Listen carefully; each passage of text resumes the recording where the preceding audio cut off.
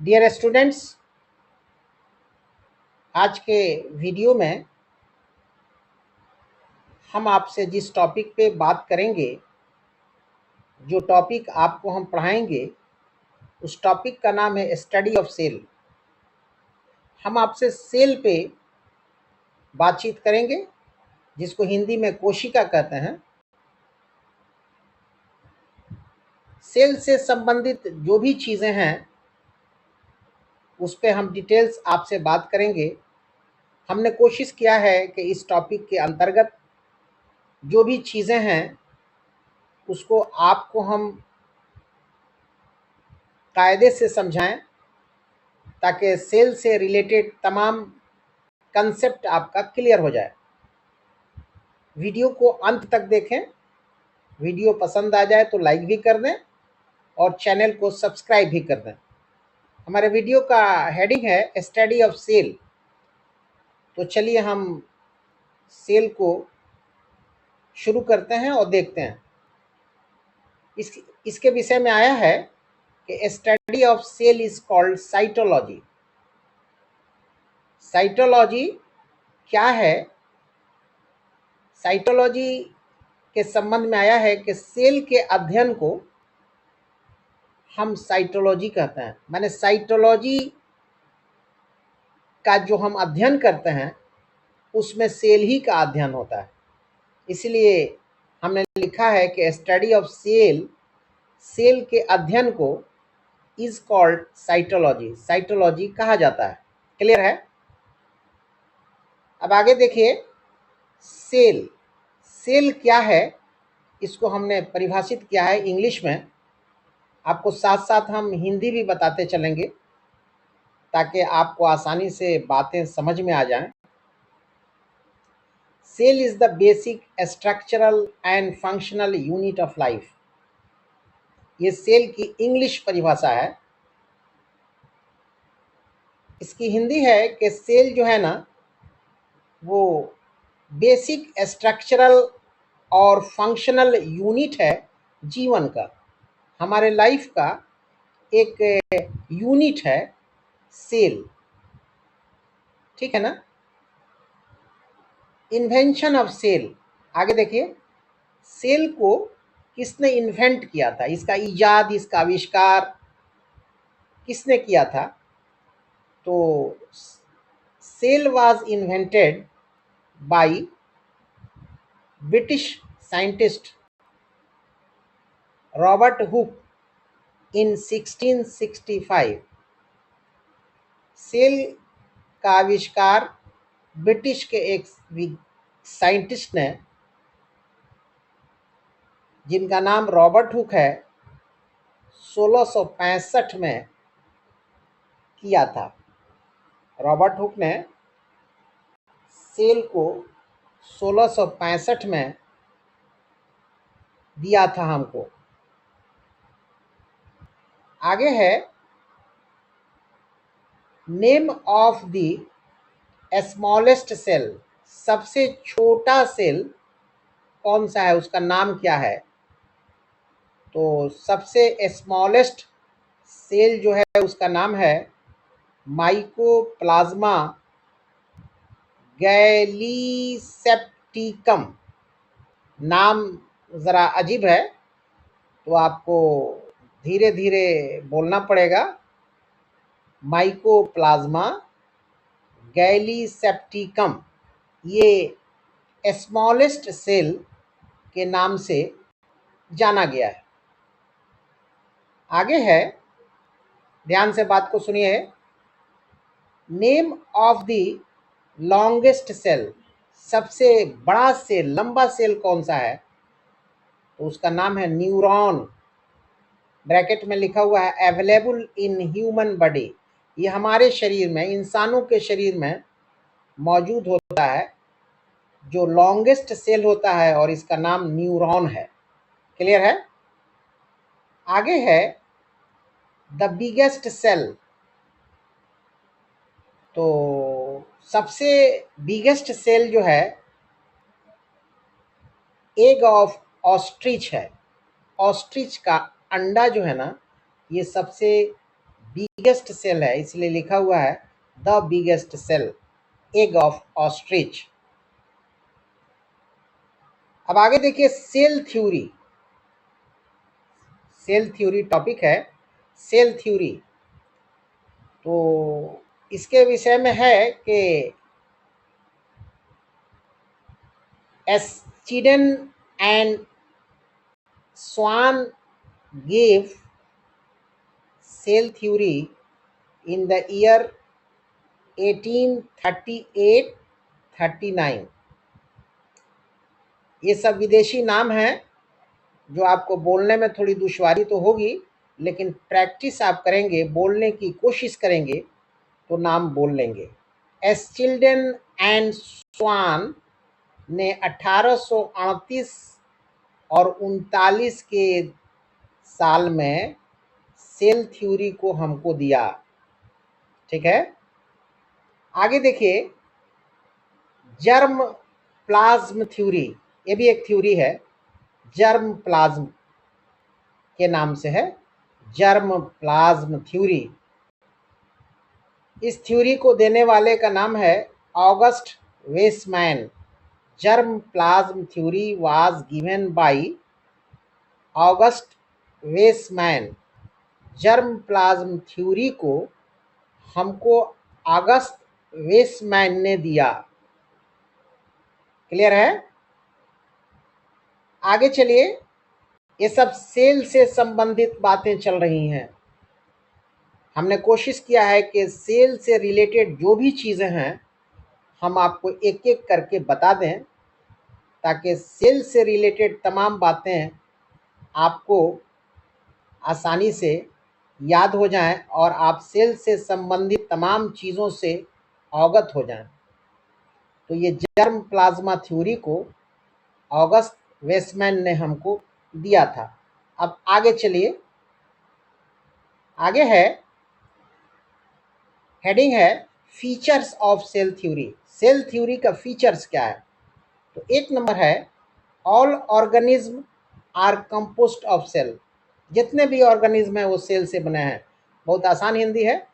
Second है body of every organism is made up of cell. हर organism की का शरीर जो है, body of every organism is made up of cell.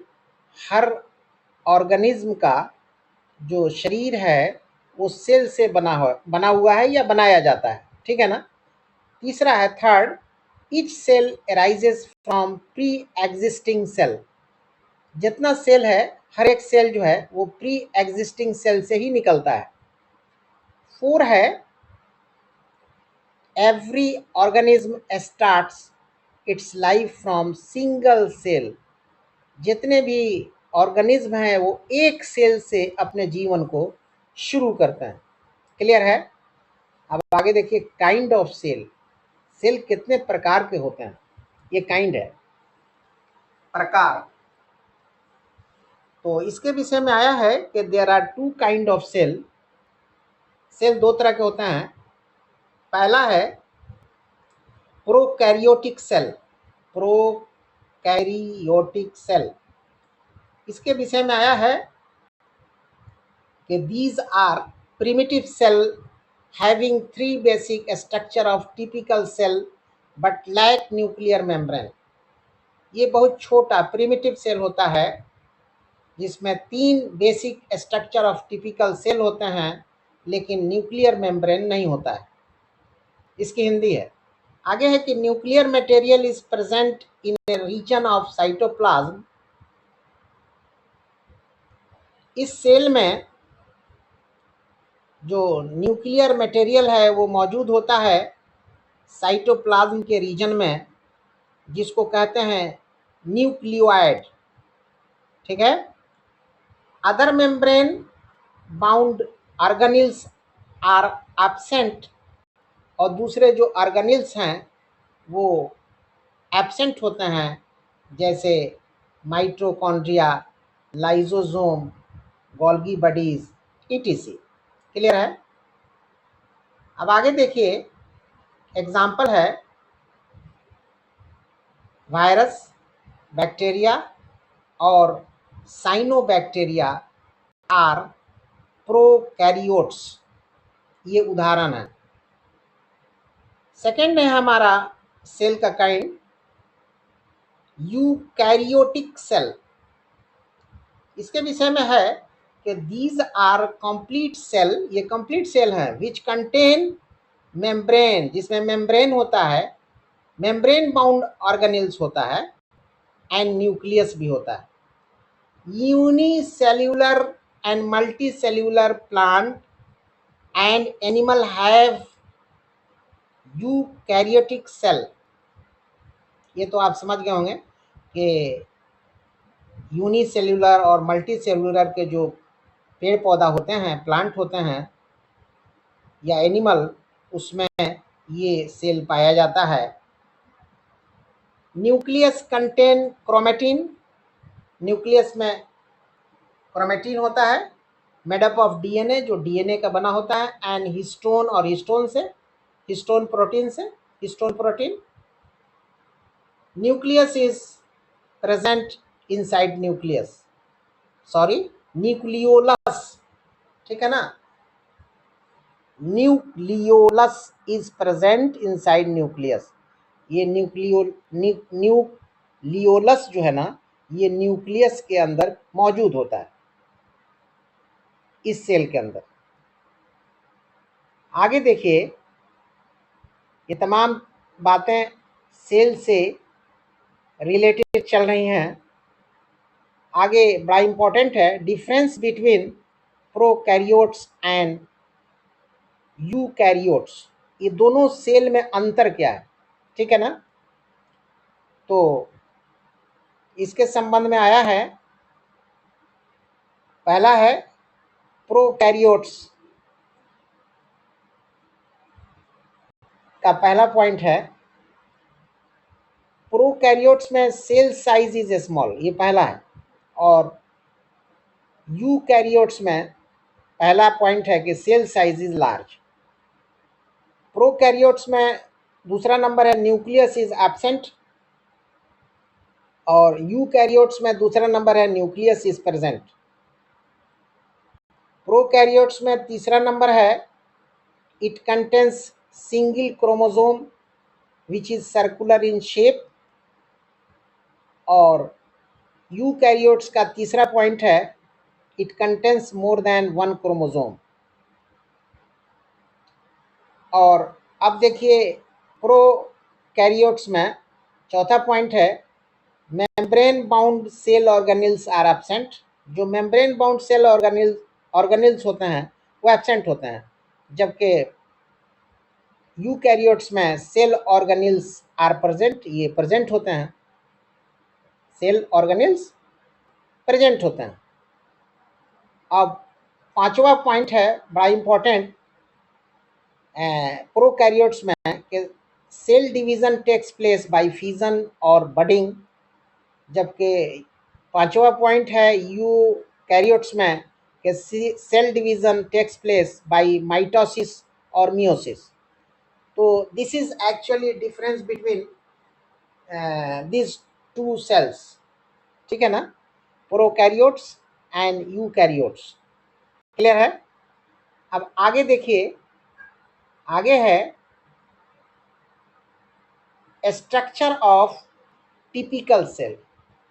Cell का जो स्ट्रक्चर है वो कैसा होता है, तो इसके विषय में आया है ए सेल हैव फॉलोइंग स्ट्रक्चर, ठीक है ना। यहाँ नीचे हमने आपको स्ट्रक्चर बताया है नंबर वाइज। तो पहला है सेल वॉल,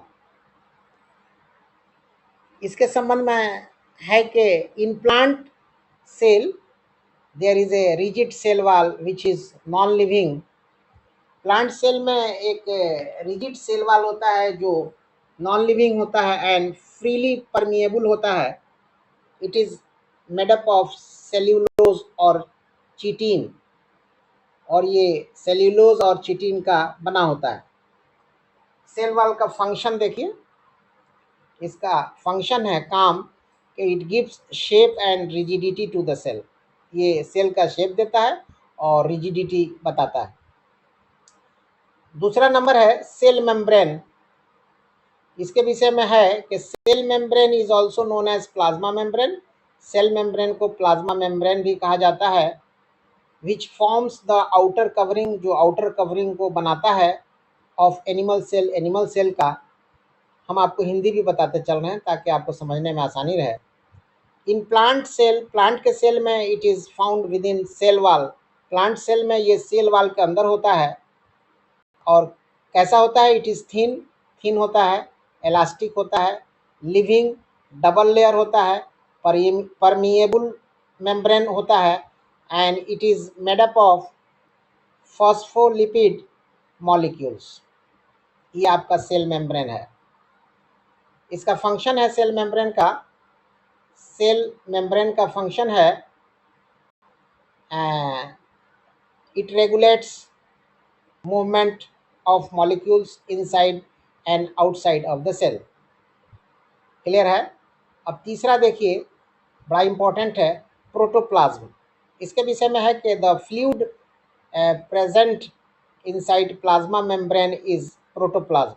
प्लाज्मा मेम्ब्रेन के अंदर जो लिक्विड होता है, जो फ्लूइड होता है, फ्लूइड कहते हैं लिक्विड को, जो मौजूद होता है उसको हम लोग प्रोटोप्लाज्म कहते हैं। प्लाज्मा मेम्ब्रेन के अंदर जो फ्लूइड होता है, लिक्विड होता है, उसको हम लोग प्रोटोप्लाज्म के नाम से पुकारते हैं। ये जो प्रोटोप्लाज्म है बड़ा इंपॉर्टेंट है। Protoplasm is made up of various chemical substances. ये बहुत सारे केमिकल सब्सटेंस से बना होता है, जैसे like water, iron, salt and organic molecule. It is the living part of cell. ये सेल का जीवित भाग होता है, लिविंग होता है। और परकेंजी एक विद्वान है, एक साइंटिस्ट हैं, उन्होंने ये प्रोटोप्लाज्म का नाम दिया 1839 में, 1839 में। परकेंजी गेव द नेम प्रोटोप्लाज्म इन 1839। इसको ध्यान से आपको याद रखना है। आगे देखिए, प्रोटोप्लाज्म को दो भाग में बांटा गया है। एक है साइटोप्लाज्म और दूसरा है न्यूक्लियोप्लाज्म। अब चलिए देखते हैं साइटोप्लाज्म क्या है। ठीक साइटोप्लाज्म के नीचे हमने एरो दिया है और इसके बारे में आया है कि the cytoplasm is found outside the nuclear membrane. और न्यूक्लियोप्लाज्म के बारे में आया है कि the nucleoplasm is found inside the nuclear membrane. Clear है? आगे देखिए, आगे 4 नंबर है माइटोकॉन्ड्रिया। 4 नंबर है माइटोकॉन्ड्रिया।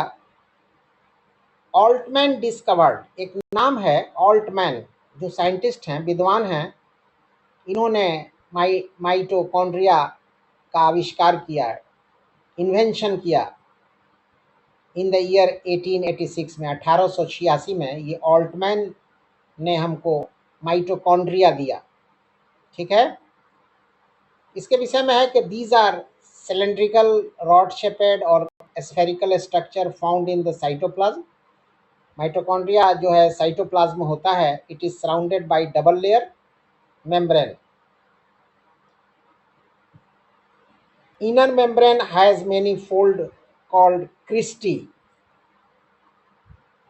आगे है the fluid present inside mitochondria is called matrix which contains many enzyme and coenzyme। Mitochondria के अंदर जो फ्लूइड होता है उसको हम लोग मैट्रिक्स कहते हैं, जो इंजाइम और कोएंजाइम जिसमें रहता है, इसकी हिंदी है। फंक्शन है माइटोकॉन्ड्रिया के, mitochondria is the respiratory site of cellular respiration. Mitochondria also makes energy rich compound ATP। It is also known as power house, इसको पावर हाउस भी कहते हैं ऑफ द सेल। सेल का ये पावर हाउस है। अब आप देखिए 5 नंबर में 5 गोल्गी बॉडीज। इसके पीछे में आया है कि कैमिलो गोल्गी, ये एक विद्वान है, साइंटिस्ट हैं, डिस्कवर्ड गोल्गी बडीज। इन्होंने गोल्गी बडीज का आविष्कार किया। कैमिलो गोल्गी एक साइंटिस्ट हैं जो गोल्गी बडीज हमको दिए, उसका आविष्कार किया, डिस्कवर किया। Golgi bodies are made up of group of tubes. ये ग्रुप ऑफ ट्यूब से बना होता है, वेसिकल्स होता है एंड वैक्यूल्स होता है। ग्रुप ऑफ ट्यूब्स से बना होता है, वेसिकल्स से बना होता है और वैक्यूल से बना होता है। इन प्लांट, पेड़ पौधे में it is more in number, इसका नंबर ज़्यादा होता है पेड़ पौधे में। And here it is known as dictyosomes. ठीक है ना, इसको आपको कायदे से पढ़ना है। और it is here it is known as dictyosomes. इसको डिक्टियोसोम्स भी यहाँ कहते हैं गोल्गी बडीज को। फंक्शन इसका क्या है कि it works as a storage, ये स्टोरेज का काम करता है। It is also involve in the synthesis of cell wall, ये सेल वाल को भी बनाता है, प्लाज्मा मेम्ब्रेन को और लाइजोसोम्स को। क्लियर है? आगे देखिए 6 नंबर, एंडोप्लाज्मिक रेटिकुलम बड़ा इंपॉर्टेंट है। Endoplasmic reticulum is a membranes network of tubules. ये एक नेटवर्क है टिब्यूल्स का जो साइटोप्लाज्म में पाया जाता है। ठीक है ना, endoplasmic reticulum is a membranes network of tubules like a structure found in cytoplasm. ये साइटोप्लाज्म में पाया जाता है। It is attached with the nucleus, ये न्यूक्लियस से जुटा होता है ऑन वन साइड, एक साइड में, and on other side it is joint with plasma membrane, और दूसरे तरफ ये प्लाज्मा मेम्ब्रेन से अटैच होता है। अब देखिए एंडोप्लाज्मिक रेटिकुलम का फंक्शन क्या है। इसका फंक्शन है कि endoplasmic reticulum helps in the distribution of material, ये मटेरियल को बांटता है, इधर उधर भेजता है। It forms supporting framework of cell, और ये सेल का फ्रेमवर्क को सपोर्ट करता है। क्लियर है? अब आगे देखिए राइबोसोम बड़ा इंपॉर्टेंट है। 7 नंबर, पेलेट डिस्कवर्ड राइबोसोम। ये एक विद्वान है, साइंटिस्ट हैं, जिनका नाम है पलेट। ठीक है, इन्होंने राइबोसोम हमको दिया, इसका डिस्कवरी किया। राइबोसोम के विषय में आया है कि ribosome are a small granules like structure, ये छोटा स्ट्रक्चर होता है। It is attached with endoplasmic reticulum, ये एंडोप्लाज्मिक रेटिकुलम से जुटा होता है। और इन फ्री स्टेट, और फ्री स्टेट में भी होता है, जुटा भी होता है, नहीं भी जुटा होता है, फ्री स्टेट में होता है। It is made up of, ये किस चीज़ से बना होता है, वही है, it is made up of ribo nucleic acid RNA. ठीक है ना, इससे ये बना होता है। अब इसका फंक्शन देख लीजिए। It takes part in protein synthesis, ये प्रोटीन को बनाने में मददगार है। 8 नंबर है लाइसोसोम। इसके विषय में है कि डी ड्यूव, ये एक विद्वान है, साइंटिस्ट हैं, जो हमको लाइसोसोम दिए।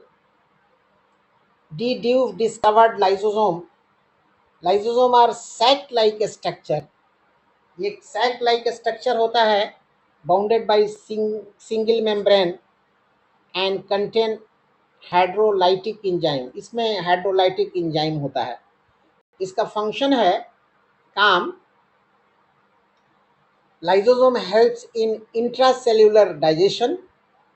ये लाइसोसोम जो है इंट्रासेल्यूलर डाइजेशन में काम आता है। The enzyme found in lysosome में digest the entire cell, so it is called as suicidal bag 2, इसलिए इसको सुसाइटल बैग भी कहते हैं। टू माने भी होता है, TOO टू माने भी होता है। आगे है एक बॉक्स में बड़ा इंपॉर्टेंट चीज़ लिखी हुई है कि lysosome is not found in red blood corpuscles of mammal. Mammal के आरबीसी में, रेड ब्लड कर्पसल्स में लाइसोसोम नहीं होता है। इसको ध्यान से आप अपने जहन में महफूज रखिए। अब 9 नंबर है सेंट्रोजोम। सेंट्रोजोम 9, बोवेरी, ये एक विद्वान है, साइंटिस्ट हैं। बोवेरी डिस्कवर्ड, बोवेरी ने हमको दिया, डिस्कवर किया, इजाद किया, आविष्कार किया सेंट्रोजोम का। Boveri discovered centrosome. It is only found in animal cell. ये एनिमल सेल में ही पाया जाता है।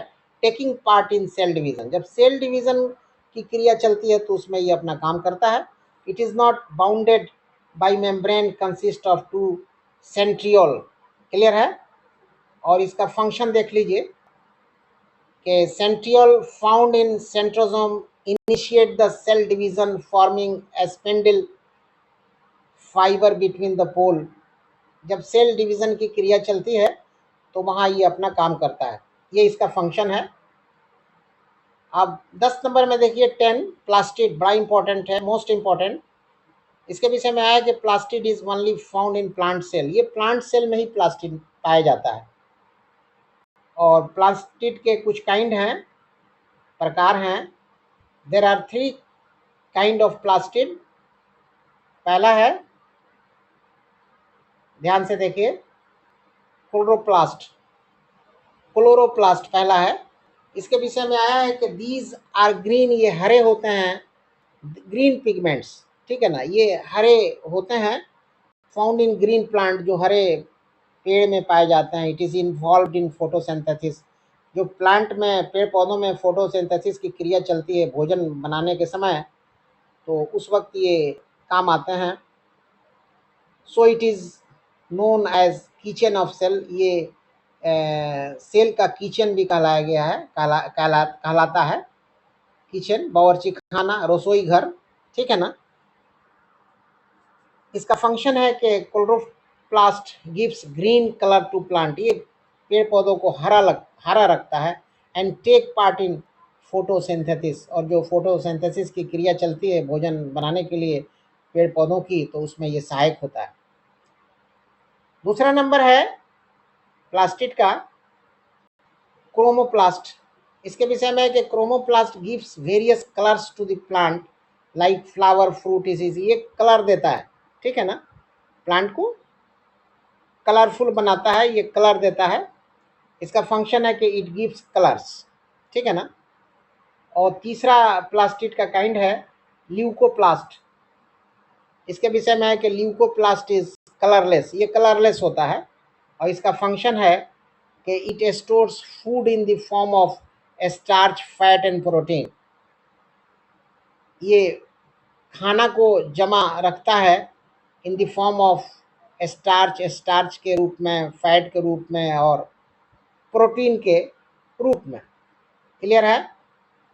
आगे देखिए, बॉक्स में लिखा है कि leucoplast is found in root and underground stem. ये रूट में और अंडरग्राउंड स्टेप में ही, स्टेप नहीं, स्टेम, सॉरी, ल्यूकोप्लास्ट जो है ये रूट और अंडरग्राउंड स्टेम में ही पाया जाता है, ठीक है ना। अब 11 नंबर देखिए, वैक्यूल। इसके विषय में है कि it is fluid filled single membrane bounded dead organelles of cell. In plant cell it is larger in size, but in animal cell it is smaller in size. ये प्लांट सेल और animal cell में भी मौजूद होता है vacuole. और ये plant cell में ये लार्जर होता है साइज में, और एनिमल सेल में ये साइज में छोटा होता है, स्मॉलर होता है। इसका फंक्शन है कि it helps in osmoregulation, it stores toxic metabolic waste. ये सब है, ये टॉक्सिक मेटाबॉलिक वेस्ट को इकट्ठा करता है और ऑस्मो रेगुलेशन में ये हेल्प करता है, मदद करता है। 12 नंबर में है न्यूक्लियस। इसके संबंध में है कि इट इज स्फेरिकल, ये स्फेरिकल होता है, centrally located in major structure found in the cell. और सेल में ये एकदम बीचों बीच होता है, सेंटर में होता है। लोकेटेड। इसका फंक्शन है कि nucleus controls all the activity of the cell. ये सेल की जितनी एक्टिविटी है उसको ये कंट्रोल करता है। क्लियर है? तो this is all about your cell and cytology. ये सब सेल और साइटोलॉजी के संबंध में हमने आपसे बातचीत किया। तो आज के वीडियो में बस इतना ही। अगर वीडियो पसंद आया तो फिर आपसे रिक्वेस्ट करेंगे कि लाइक कर दीजिए, और चैनल पर न्यू है तो काइंडली सब्सक्राइब भी कर दीजिए और अपने दोस्तों को फॉरवर्ड भी कर दीजिए। Thank you very much.